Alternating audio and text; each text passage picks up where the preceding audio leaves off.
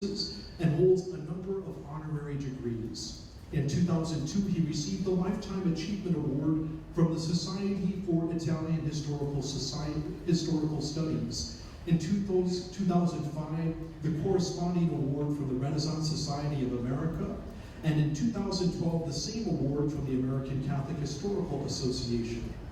In 2016, he received the Centennial Medal for Distinguished Scholarship from the Graduate School of Harvard University, the school's highest honor.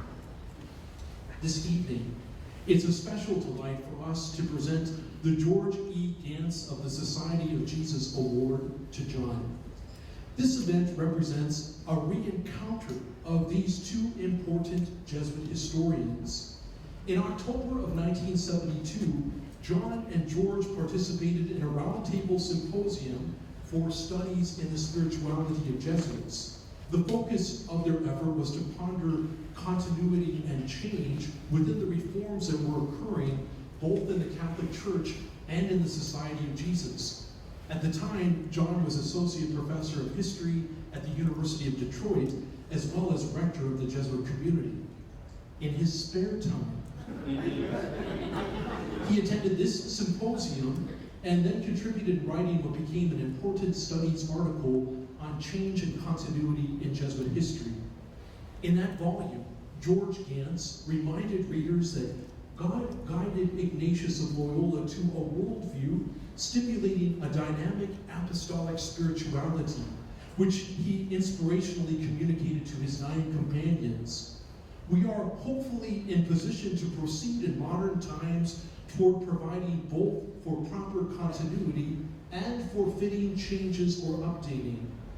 The original and inspirational charism or vision is our most important heritage, wrote Ganss. In his own writing, John O'Malley reminded the Society that, quote, historians constantly wrestle with the problem of change and continuity. He continued, we have changed. The documents have not changed. The data which the past offers has not changed. We have changed. The historian stands in history and changes with it. Therefore, as he reads the past, he reads it differently than his predecessors did. He reads it to find answers to his questions, and thus he extracts from it different responses, end quote. These reflections from John were indicative of the monumental impact his work would make in the future. Quote, in discussing history, however, we must first of all recall that the past does not live in the present except in ourselves, in our conscious or unconscious memories. Through his research and writing, John O'Malley has brought the Society's past into the conscious memories of a whole generation of thinkers, both within the Society and outside of it, so that the field of Jesuit studies contains within it the rich history, spirituality, and pedagogy needed for future scholarship. Still, most important, at least in my eyes, is that John is a member of the Society and that he has devoted his life's work to the promotion of the historical understanding for young Jesuits. In that same studies article, John reminded the Society that Jesuits are formed by a previous generation of Jesuits. In so many subtle ways, for better or for worse, we are culturally linked with them, continuous with them. Even if we wanted to, a complete break with this tradition would not be psychologically possible for us. I myself have been the beneficiary of John's extraordinary teaching capacities of young Jesuits. In the spring of 2003, I had the great fortune of taking his course, 2 great councils, Trent and Vatican II. Indeed, on the front page of that course syllabus, we students were given a preview of what to expect for the semester. My favorite, a quote with the following attribution, quote, famous saying of John O'Malley, end quote. The quotation, quote, the tomb the tune may be the same, but the music's different. What a delight for us to be in the presence of Maestro John O'Malley. We'll never tire of the tune, and all of us gathered here are delighted to once again hear your music. Would you please join me in welcoming to the podium the recipient of this year's George E. Ganss Award in Jesuit Studies in recognition of excellence in scholarly contributions to the field of Jesuit studies, presented to John W. O'Malley of the Society of Jesus on October 3rd, 2017. Please welcome Father O'Malley.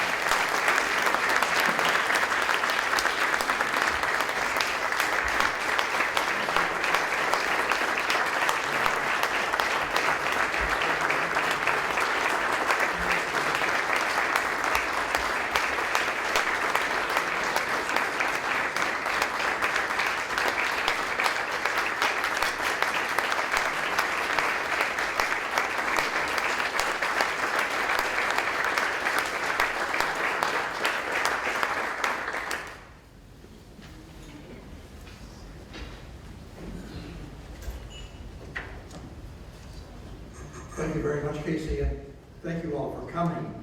This award is very precious to me, as you will hear. So past, present, and future of Jesuit Studies, Historiographical Thoughts.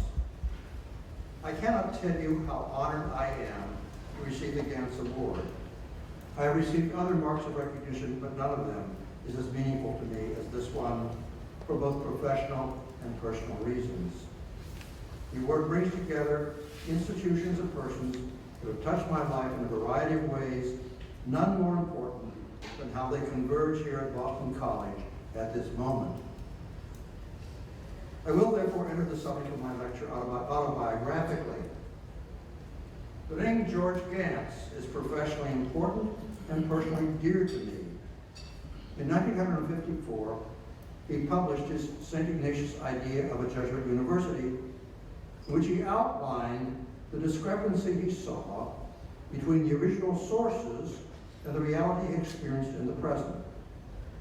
It was a landmark book, the first step in North America in what we can call the Renaissance of Jesuit studies that we are experiencing today. Even more important and a more lasting impact was his translation of the Jesuit Constitutions, 1970, the first translation of that crucial document in any modern language. He then went on to found the Institute of Jesuit Sources, which is now flourishing here at Boston College. In the late 1980s, as part of the reawakening of Jesuit studies, especially in France, but then in a limited way in the United States, the Jesuit provincials founded in the United States the Seminar in the Spirituality of Jesuits and asked George to head it. The seminar, then located in St. Louis, now operates out of Boston College. When I was a doctoral student at Harvard, I had an interest in doing my dissertation on a Jesuit subject, but I was dissuaded from it by a casual conversation in Widener Library with a member of the Boston College faculty, whose name, I'm sorry to say, I have never been able to recall. But it was an extremely important conversation for me. He told me that I was too close to the subject and should first write on something else. That sounded like good advice. I went on to write my dissertation on an Augustinian friar. Then I wrote on Dominicans, Franciscans, and preachers in the Sistine Chapel during the Renaissance. But in 1979, George Ganss invited me to join the seminar, and I accepted, thinking that this might be my chance, finally, to write something about the Jesuits. When I was on the seminar, Pope John Paul II intervened in the society and appointed Father Paolo Dezza as his delegate to govern the society for an unspecified period of time. The event sent waves of shock and fear through the Society of Jesus. Somehow, the intervention seemed to relate to the Jesuits' famous fourth vow, often incorrectly and deplorably described as a vow of loyalty to the Pope. The members of the seminar, led by Ganss, insisted that in view of the intervention, the seminar simply had to publish something on the vow. I objected.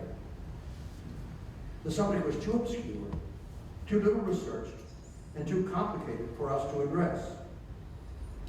The scandalous fact is that at that time, even Jesuits were not altogether clear about what the vow they pronounced entailed. At a certain moment in our discussion in the seminar, I must have closed my eyes, because when I looked around the room, everybody was pointing at me. Against my better judgment, I agreed to see what I could come up with, and I went to work. I think I came up with the right answer, and we published it. It was a vow I discovered to be ready for ministry anywhere in the world. That was my first venture into Jesuit studies, thanks to George Ganss and the seminar. In the course of my research on the vow, I began to read Jerome de Nodal, St. Ignatius' best interpreter, and I began to get excited. That brings me to John Padler, quite properly the first person to receive the Ganss Award, and George Ganss' successor as both the chair of the seminar and the director of the Institute of Jesuit Sources, a close and cherished friend of mine for over 50 years. Our friendship began the first moment we met, when he was a beginning doctoral candidate in the history department at Harvard. He persuaded me that Harvard was the place for me to do my own doctorate. I followed John's advice, which resulted in one of the best decisions I have ever made. The Harvard History Department was the perfect place for me.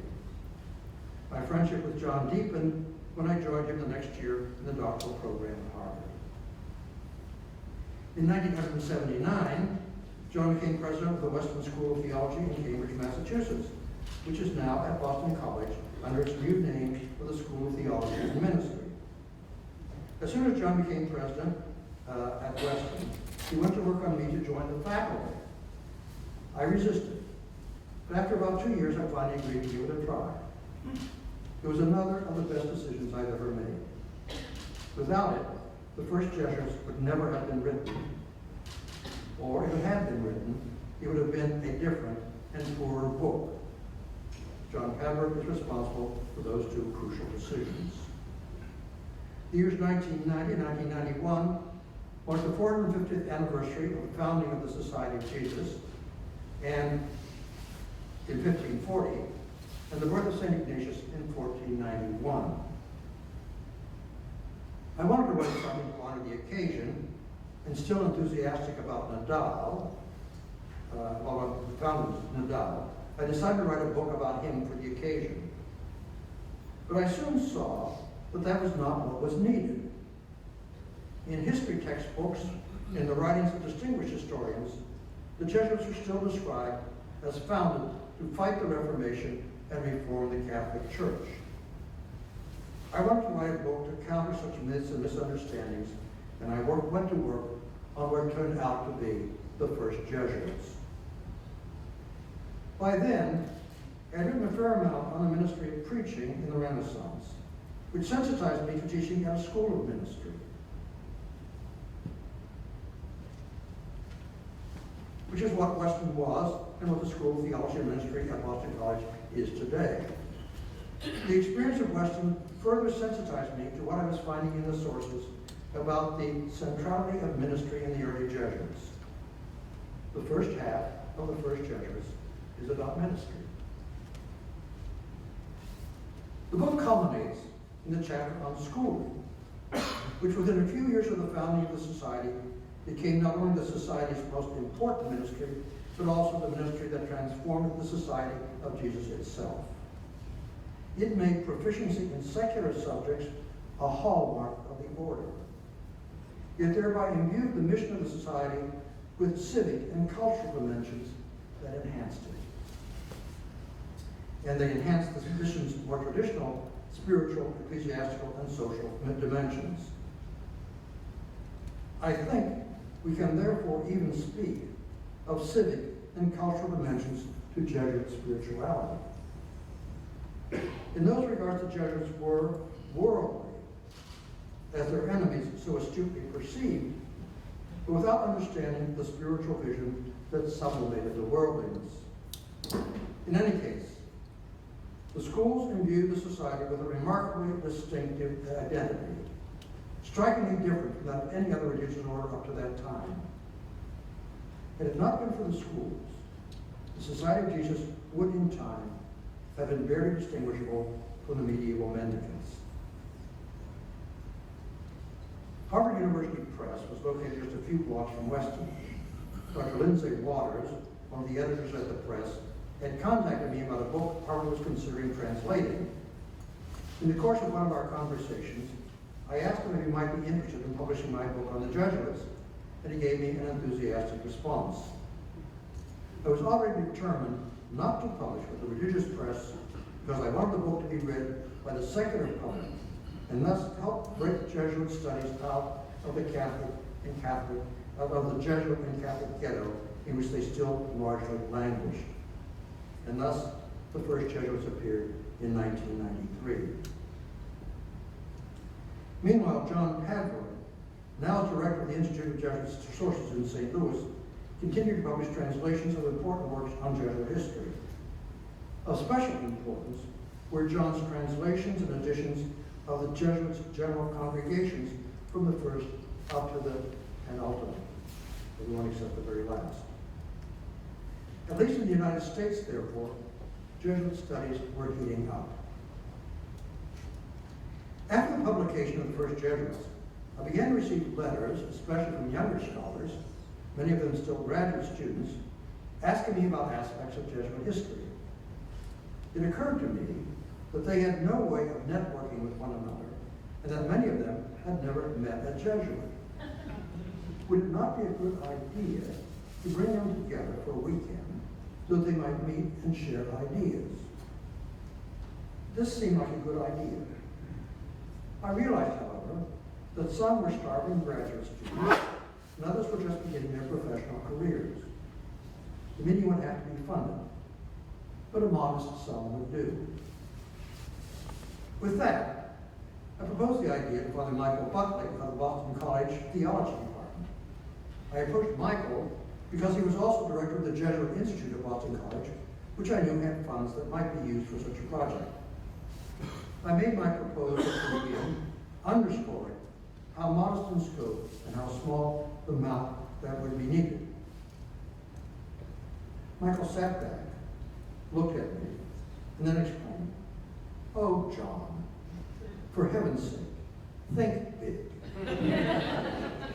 We can raise all the money that is needed. Think big. In that moment, the game had completely changed. We went to work. As it turned out, our budget got as big as our plans, and it was definitely not easy to raise the money. But eventually we did. I enlisted 3 other scholars to form a team with me: an art historian, a historian of science, neither of whom were Catholic, and a musicologist, T. Frank Kennedy, a Jesuit member of the Boston College faculty. From the beginning, Frank was determined to hold a conference at Boston College, which is what happened. The project got bigger and bigger, ever more international and multidisciplinary.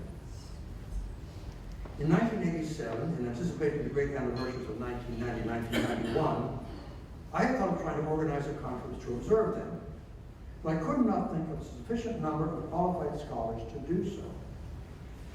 This was partly due to my ignorance of the field, but more fundamentally to the state of Jesuit studies worldwide, which was just beginning to awake from its slumber. But as we planned our conference 10 years later, we were surprised and delighted to find a more than sufficient number of scholars, junior and senior, in a wide variety of fields, eager and qualified to attend. The conference, entitled The Jesuits, Culture, Sciences, and the Arts, 1540 to 1773, opened at Boston College for 4 days in the spring of 1997, with about 50 scholars from around the world invited to attend, a number supplemented by others who came on their own. The conference was a resounding success, as was the second a few years later, and as were the large volumes we published of the more important papers from each of the conferences. It is difficult to exaggerate how important these conferences and volumes were on an international and multidisciplinary level. They burst whatever was still parochial and confessional about Jesuit studies, and they in striking fashion displayed to all the world how rich in resources for almost any aspect of human endeavor the history of the Society of Jesus was. These two conferences held at Boston College were not simply important conferences among other important conferences. They were turning points in Jesuit studies and powerful catalysts in promoting them further on an international, multidisciplinary, and non-confessional basis.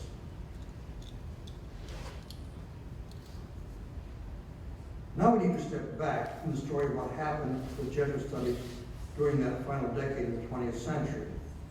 That story is only a chapter, but an extremely important chapter, in the middle of a much larger story.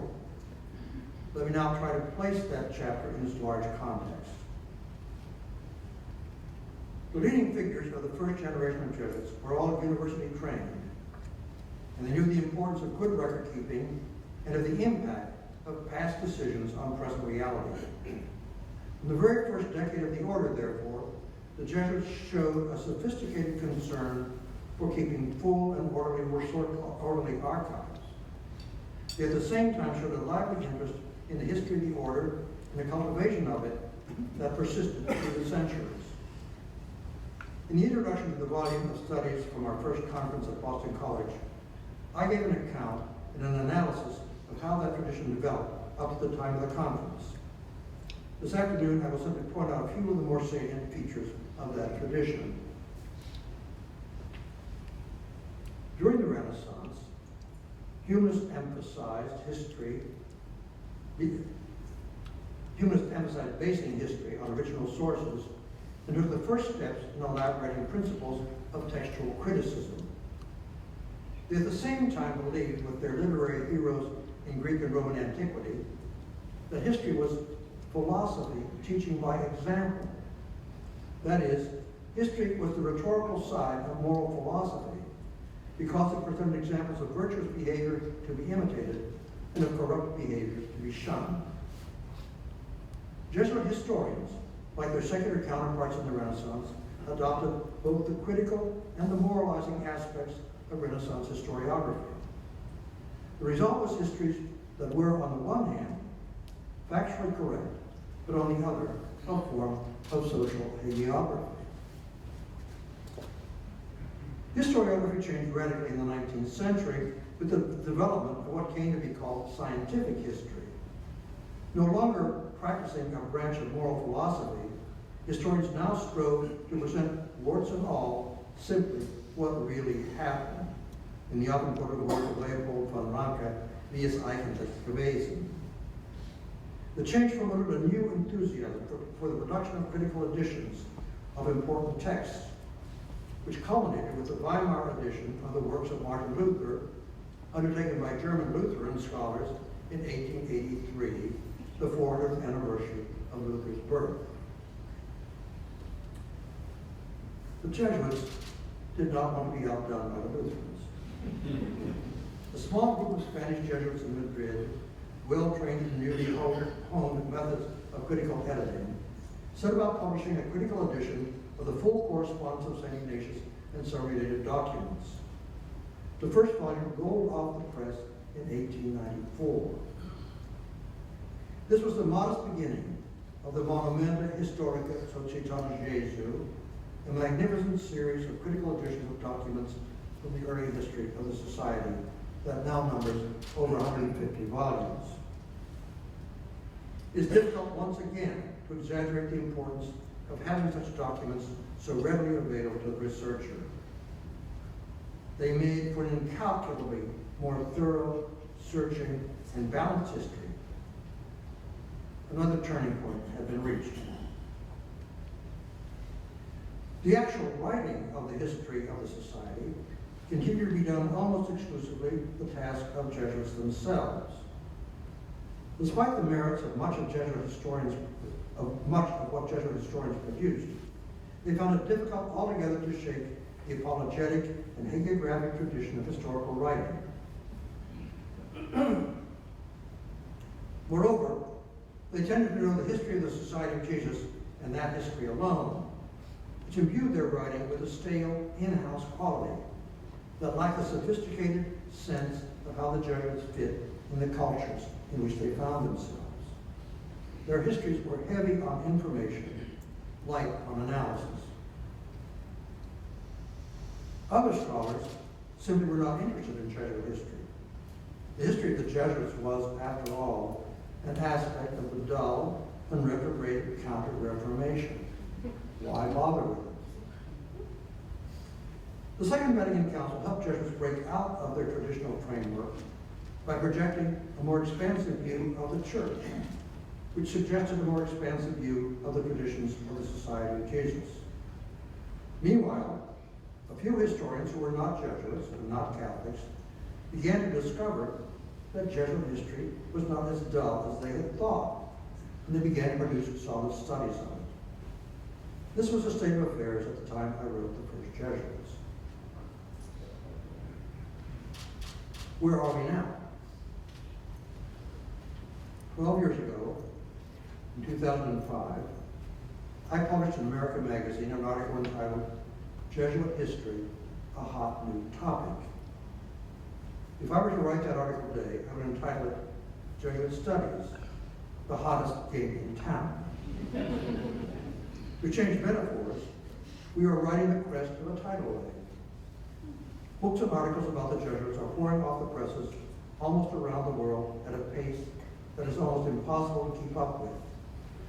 I myself feel overwhelmed by it. The good news is that the quality of the tidal wave is extraordinarily high, the variety of disciplines represented is wide, and the methods employed up to date and diverse.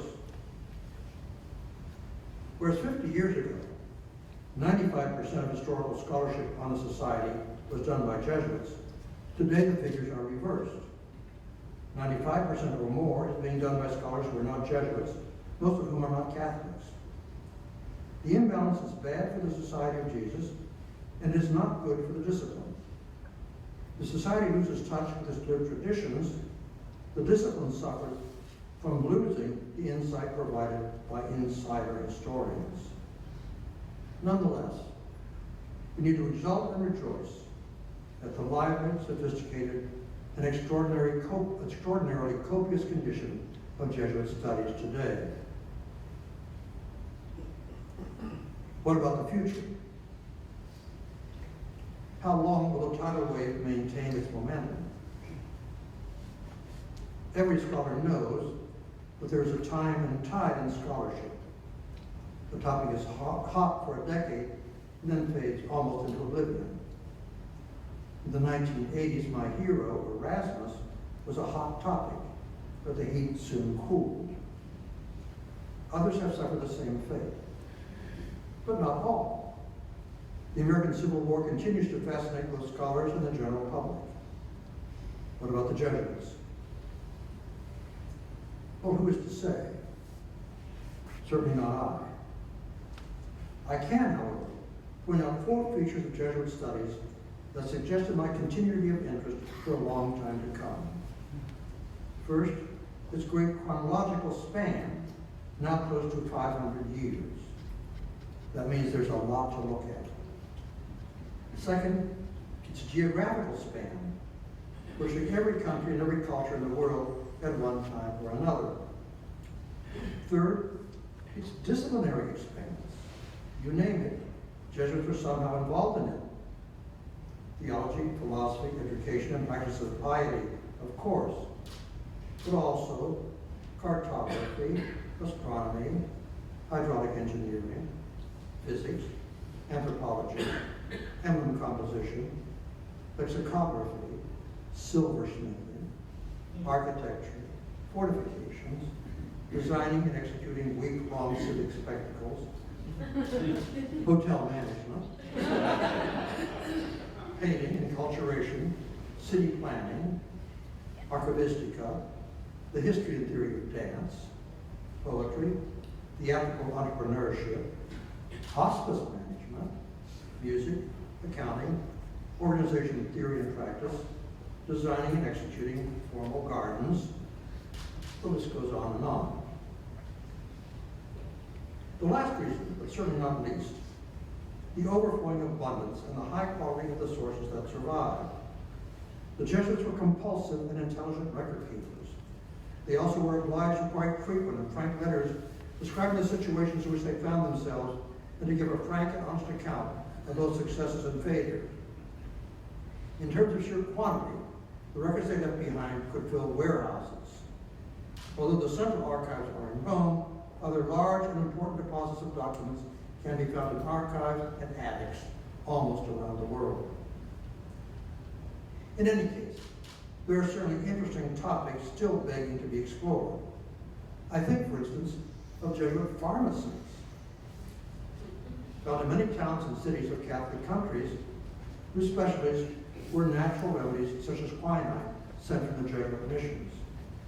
Their history remains to be addressed. How about some detailed studies on what happened to Jesuit properties at the time of the suppression?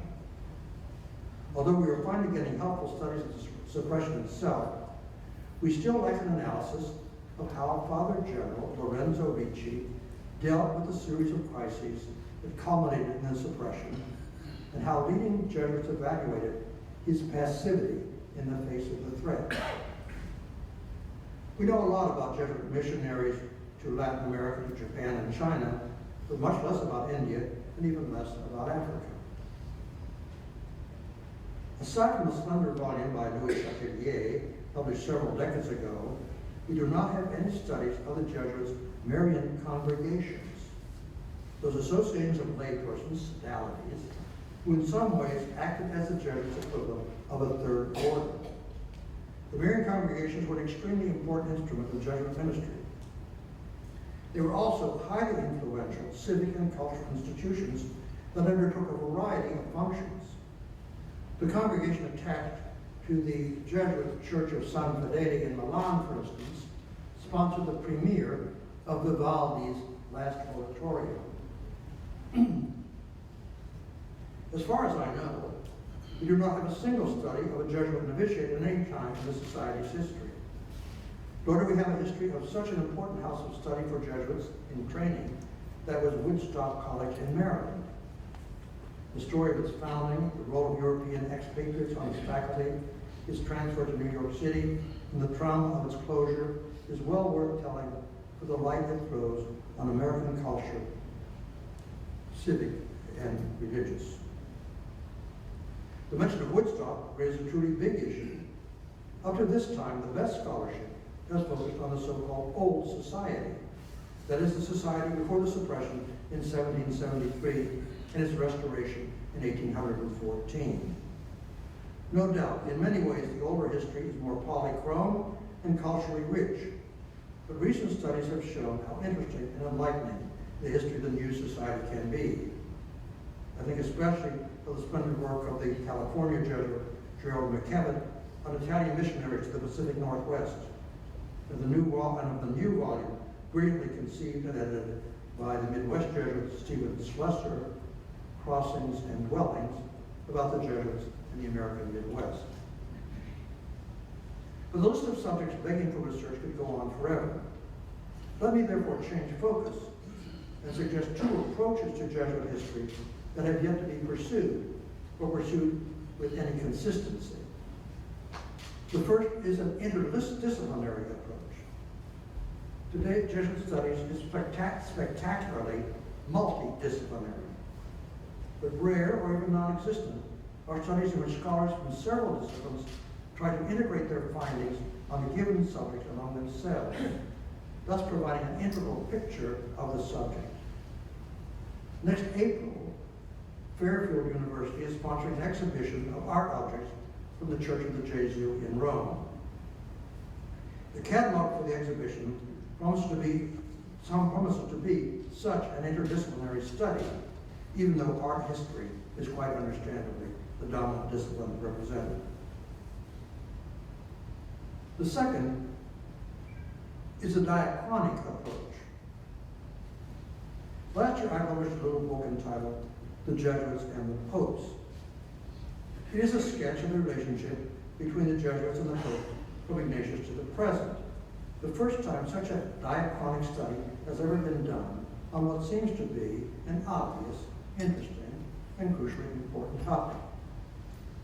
I would like to claim credit for the idea of that kind of study, but in fact, the book was requested of me by a French publisher. Nonetheless, it is not only the French who are thinking in diachronic terms. For almost a decade now, Princeton University Press has been publishing a series of monographs entitled Biographies of Spiritual Classics, that is, studies of the origin and subsequent interpretation of important books on spirituality. I at one point agreed to write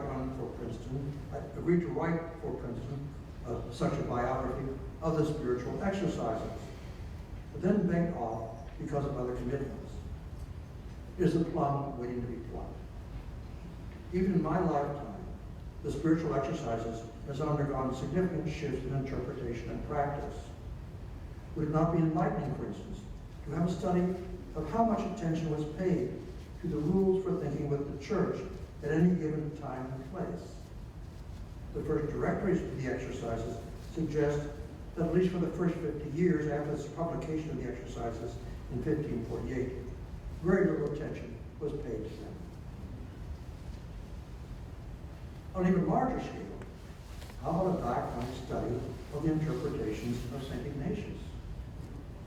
The saint described himself as a pilgrim, but Nadal, his earliest interpreter, proposed him as the David standing up to Luther, the giant Goliath, and initiated the image of Ignatius as the prototypical saint of a militant counter-reformation. The earliest paintings of Ignatius depict him in a simple black cassock. And by the early 17th century, he began to be depicted fully vested in chasuble, standing at an altar, which was part of the Jesuits' campaign to have him canonized. In the 19th century, with the bitter controversies over papal infallibility, Ignatius emerged as the ultramontane saint par excellence, that is, a saint almost defined by his zeal in defending and promoting papal prerogatives.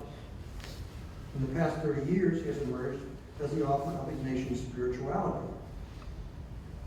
There are certainly excellent grounds for such an attribution, but the naming and identification of the reality known as Ignatian spirituality is new, which means that the spirituality itself is somehow new.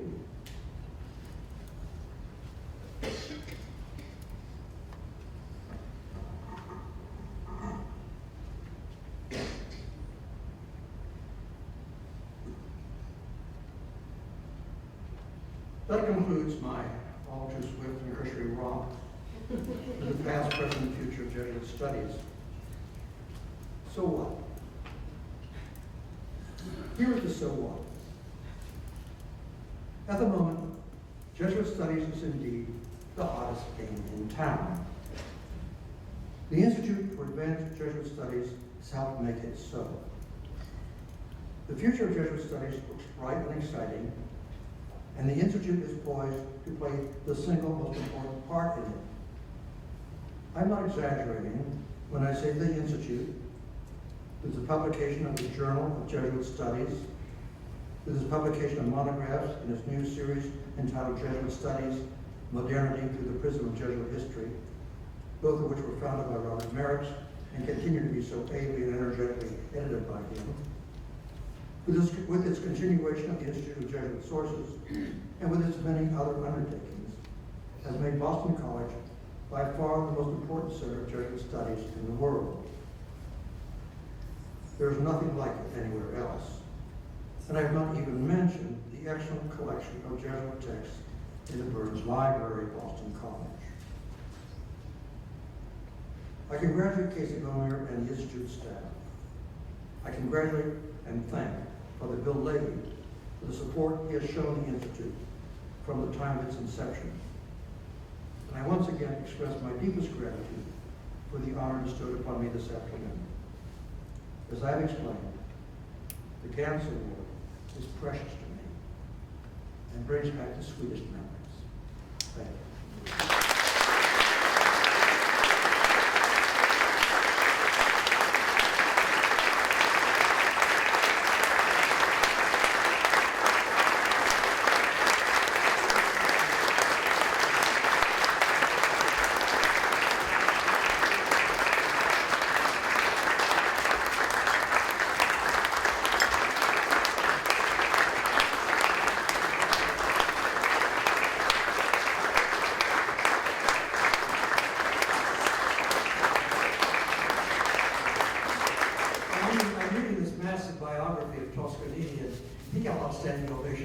feel I'm good company.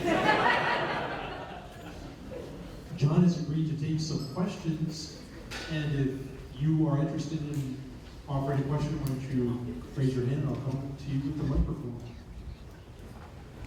Also comments. And comments, of course. Well, thank you very much. Thinking of a young Jesuits who are... What? You got a microphone? Yeah. Thank you very much for your brilliant lecture. I was thinking about the young Jesuits who are interested in Jesuit spirituality or the history of the Society of Jesus. And among advices that you'd like to give them, what do you suggest as some areas where the Jesuits can make, the Jesuit scholastics and future Jesuits involved in research, can make an important contributions, others maybe are not able of making? Okay, let me say that rather than indicate areas of study, I'll tell you what they need to do, as you would appreciate, Andre. Learn languages. You can't play the piano if you don't have any fingers. So almost any aspect of Jesuit history, even very recent North American history and so forth, at least Latin, but other languages are crucial. So that's the big problem when people, not only Jesuits, but other young people coming to me wanting to do this kind of history. So I have to ask that horrible question, what languages do you know? Are you in a position to learn? No, I had, of course, a wonderful training in Latin, but I had to learn every other one as they came along. So it can be done. It's painful, it slows you down, but it's absolutely essential. So, well, I gave a list of topics. I mean, I guess one of my favorites is the ongoing interpretation of the spiritual exercises, the different images of Ignatius through history. It's really a fascinating topic. And any of those other things that I mentioned, the history for Jesuit scholastic, the history of houses of study. There's the Institute for Jesuit Sources published some years ago a sort of a diary from a French novitiate in the middle of the 17th century. And it's a big book. So there's a lot of information in it. And when I was reading it, I thought, gee, not much change between the 17th century and the novitiate I had. It changed since then. But anyway, there's material there. And I was actually thought of writing a book entitled Milford. Milford, Ohio is where I did my novitiate. Milford, a Jesuit novitiate, 1946-48, because it's a lost history.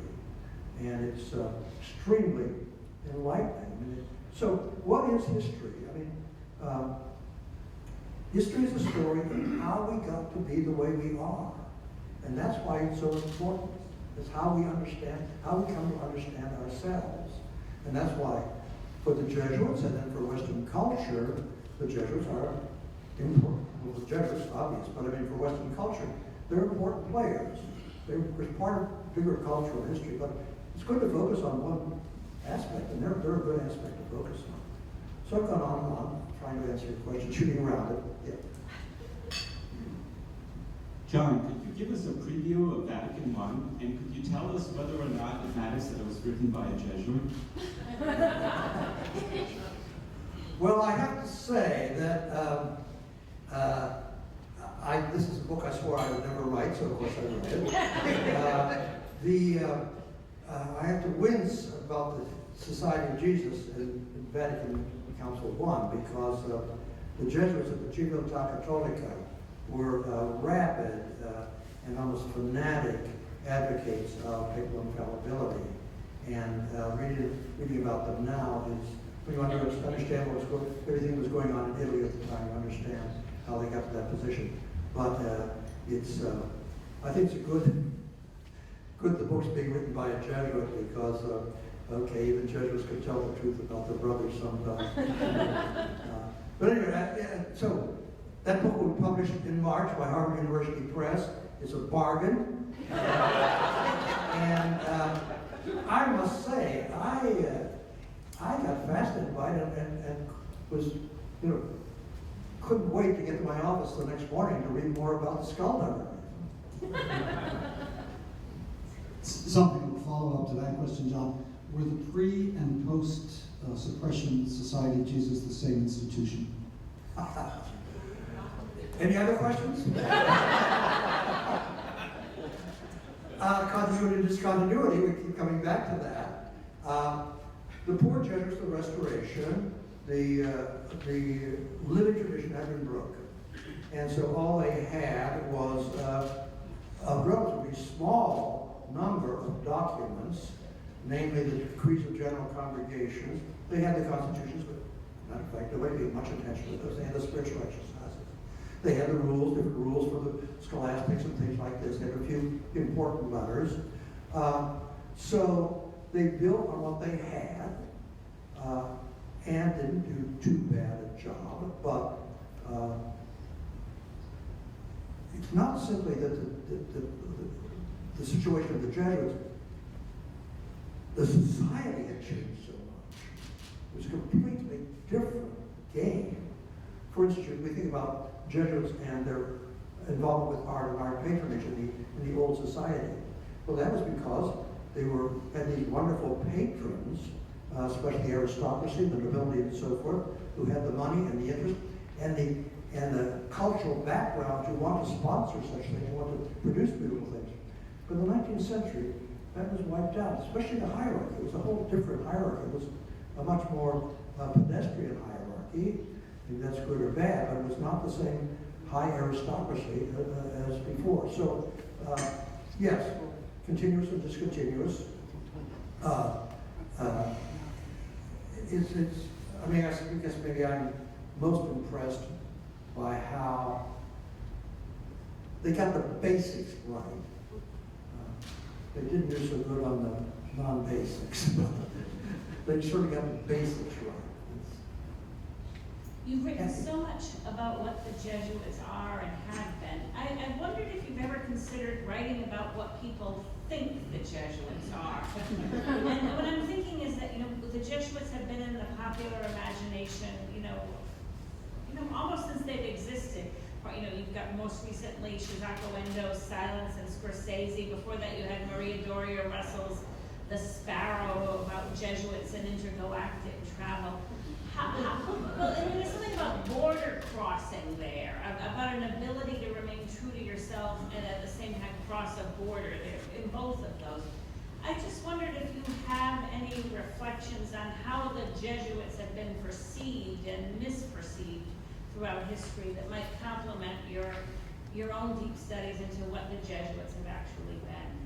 Well, of course, I can't avoid running into that just about every place. There's a lot been written on in a kind of scattershot way, and especially the golden age of anti-Jesuitry was the 19th century. There were these wonderful, horrible cartoons about the Jesuits and what they were doing, and then also as you say, in recent years with the silence and these other things that you mentioned, much more positive image of the Jesuits. So they are controversial. And they've been controversial from the beginning. And so you have these. So yes, when a diachronic project, that would be a wonderful one. Be huge, but you can pick and choose. So how Jesuits were perceived, and then of course it's a back and forth. How others perceive you, then that's the way you begin to perceive yourself, or you perceive yourself as just the opposite of that. So it's a good project. John, on the subject of continuity and discontinuity, people tend to emphasize the extreme discontinuity between the Jesuits and the previous religious orders. Now, since my brother is a Franciscan, I need to put in a plug for the Franciscans, and also because when I was in graduate school, Franciscan studies were very hot. I don't think enough has been focused on the Franciscan roots of Ignatian spirituality, and he was tremendously influenced by the Franciscans. The idea of contemplatives and actions is a Franciscan term. The idea of composition of place is a Franciscan idea. We see it in Pseudo Bonaventure's life of Christ, imagine Christ, etc. The very name of the society, IHS, the monogram, San Bernardino of Siena. You can buy my book on the topic. Can you say something about this continuity? Well, yeah, you're absolutely right. And so I was sort of hinted at that, but I said one problem with Jesuit historiography was by Jesuits was because it was by Jesuits who knew nothing but the history of the Society of Jesus. So there was Jesus Christ and there was Ignatius. And so nothing in between. And if you, now, we're plugging our books, right? So if you buy my little book on the Jesuits and the Popes, the first chapter is about the relationship of the older orders to the papacy and how they were, I mean, the Jesuits just kind of, with their fourth bell, kind of codified what the other orders were doing and so forth. So, especially the Dominicans. So, good point. No, wonderful point. And, you know, I mean, the monogram, the IHS, and so forth, I mean, that's right out of Bernardino of Siena. That's right. It's to go to Italy, you see that all over the place. And it's not St. Ignatius, it's San Bernardino. So, good point.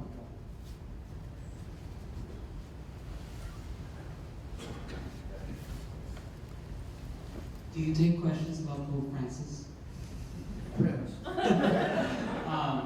Speaking of perceptions and misperceptions, I mean, you read articles about Pope Francis from one place, and he seems like the patron saint of LGBTQ people, and in another place, he seems like the greatest heretic ever to sit on the Vatican. He's obviously been a very controversial figure, and one of the things you talk about a lot in your writing is about continuity and discontinuity. How do you see Pope Francis fitting into that? Is he a figure of discontinuity, or is he a figure of continuity? Well, to repeat myself, my line is both. And that's just the way things are. John O'Malley. Am I the same person I was when I was 10 years old? Well, sad to say, in some ways I am. In other ways, I'm quite different. And again, the continuities are always deeper and more long-lasting than the discontinuities. You have to take that for granted. Nonetheless, you can't discount the reality we all know, which is change. I mean, and as I say as a historian, that's how we do our bread and butter. If I write a book and you open it up and the line says, sorry, nothing happened, and then you go a little farther and say, no, it's just confident, so nothing happened. You don't sell books like that. They are not bestsellers. So with Francis, I mean, what about John the 23rd? So every book is kind of this, and John Paul II, the big discontinuity there, where he came from, this whole this whole framework of interpretation of the world, the cultural situation, and so forth. I mean, so you always have that. Francis is special. I mean, he's very radical. In a very Vatican II way, I think, because when he was Archbishop of Buenos Aires, he carried out this ongoing, open dialogue with Rabbi Abraham Skorka. Never in the history of the Catholic Church has any high-ranking prelate done anything remotely like that, and they published it. There's no something off the table. That is radical. That is breaking every tradition, if you will, and that's very much in accord with the Second Vatican Council and so forth. So he's, first of all, I think, one of my opinion, I mean, I never really met him. We were together for about 3.5 months at the Jesuit General Congregation in Rome. There was about 250 people there. He was there and I was there. That's the end of that one. Then we were together again in 1983 for another such thing. He was there and I was there. I knew he was there. I'm sure he didn't know I was there. he was already a figure of some interest, shall we say, the FBI says. So, but I never really met him. But I must say that I see him as, seeing his actions so well, I detected the Jesuit in him very much. John, this may be moving in another direction from Where are you? Over there, yeah. This may be moving in the opposite direction from advanced Jesuit studies, but do you know of any conversations within Jesuit circles about bringing this topic of Jesuit studies to Catholic high school students in a comprehensive way? I know a lot of Jesuit high schools have kind of one-off courses on Jesuit spirituality. I've taught the church history curriculum, and Ignatius in the textbooks is still very much this militant counter-Reformation figure. So is there any kind of comprehensive program for bringing Jesuit studies and introducing it at the high school level, especially within Jesuit high schools? I really can't answer that with any confidence. I mean, maybe Casey and the Institute can do better at that than I am, but as far as I know, there is nothing. There is, I mean, I just feel that certainly in the high schools, and then, believe it or not, even now at the University of Boston College and Georgetown are one of the leaders here, really working on this whole Jesuit tradition and making it, working with faculty especially, but also with students. So in that sense, too, there's been kind of a renaissance and a rethinking of what we're doing. But I don't know of any such program. It would be a wonderful idea. But again, these high schools, these Catholic high schools, they have their own kind of traditions and a lot of other religious orders, and so they're not terribly keen on an import. I would recommend our certificate in Jesuit studies program. I think you do stuff, don't you, Casey? With the Yeah, we do. 100% of the participants enjoy it. John, in the past 50, 60 years, there's been a huge evolution in the colleagueship of Jesuits with lay members of our apostolates. Is it too early to start writing about that? And is there anything unique worldwide about the way the Jesuits have embraced that challenge? Well, I mean, one point I tried to make in the first Jesuits was that they formed all these kinds of partnerships. They weren't they developed a much more rigid hierarchical relationship with the laity later. So there's good Jesuit roots in all this. It's certainly not too early to begin writing about. I mean, this idea that you have to wait, 200 years to write the history of something. Yes, that's true. You do get a big perspective, but you need the history right away, and it's possible to do that. So I think it would be very interesting to do that. And why it was done? I mean, certainly one reason it was done was, first of all, with the universities, but even with the high schools. So these two kinds of institutions are so large that it began to dawn upon Jesuits that we're a minority, a small minority within a much, much larger enterprise. And if we really want to sort of get people on board regarding the tradition of the Society of Jesus, we better change our way of acting. Then also the diminution of the number of Jesuits. But I think the bigger thing is this, especially in the universities. I mean, Boston College, I don't know how many Jesuits are actually active in the university, but I mean, it's maybe 3% of the total faculty or 4%. I don't know what it is, but it's a minority.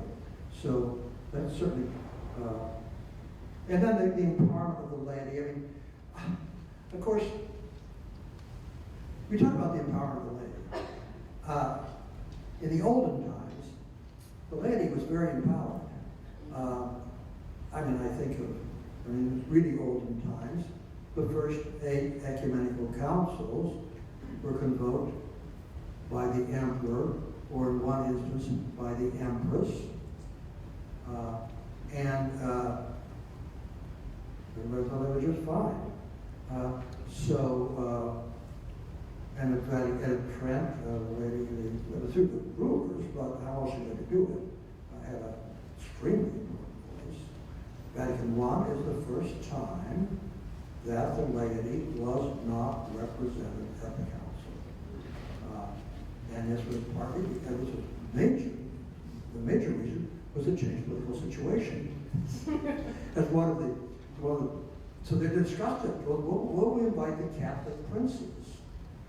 And one of them said, well, the last Catholic prince was just driven off her throne in Spain. There are none of them left. So this was a problem. Nonetheless,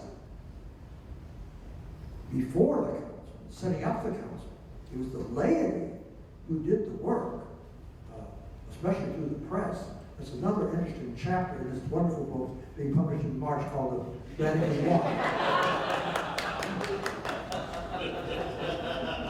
We're nearing up 6:15. Would you join me in thanking John for his great presentation?